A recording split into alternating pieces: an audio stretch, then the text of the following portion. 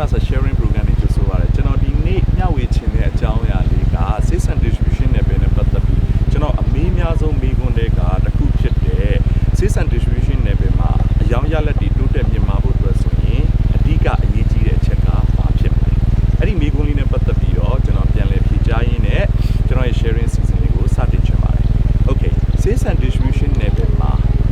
စေးအယောင်ရလက်တွေတိုးတက်မြင့်မားဖို့စဉ်ဆက်မပြတ်တိုးတက်နေဖို့အတွက်ဆိုရင်အရေးကြီးဆုံးချက်ရှိပါတယ်အဲ့ဒါကဘာလဲဆိုရင်တော့ကျွန်တော်တို့စေးကောမှန်ခြင်းပါစေးကောမှန်ခြင်းအပြင်ကျွန်တော်တို့ customer တွေရဲ့ site တွေမှာပစ္စည်းတွေအမြဲတမ်းရှိနေနိုင်မှာဖြစ်ပါတယ်ပစ္စည်းပြက်လက်မှုတန်ကိုကာကွယ်နိုင်မှာဖြစ်ပါတယ်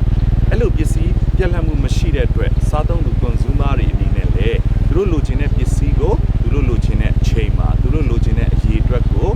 သူတို့လွယ်လင်းတကူဝယ်ယူရရှိနိုင်မှာဖြစ်ပါတယ်ဒါကြောင့် Sales and Distribution နယ်ပယ်မှာအယောင်ရလက်တွေစဉ်ဆက်မပြတ်တိုးတက်စေချင်တယ်ဆိုရင်ကျွန်တော်တို့စေးကောမှန်ဖို့လိုပါတယ်ဒါကြောင့်မိတ်ဆွေမမေ့ပါနဲ့ကိုယ့်ရဲ့ sales ဖွဲ့မှာကျွန်တော် sales representative လို့ခေါ်တဲ့ကျွန်တော်တို့ SR ဝန်ထမ်းတွေရဲ့ကျွန်တော်နေ့စဉ်သတ်မှတ်ထားတဲ့အယောင်နဲ့ပတ်သက်တဲ့စေးကောတွေပုံမှန်ဝင်ရလား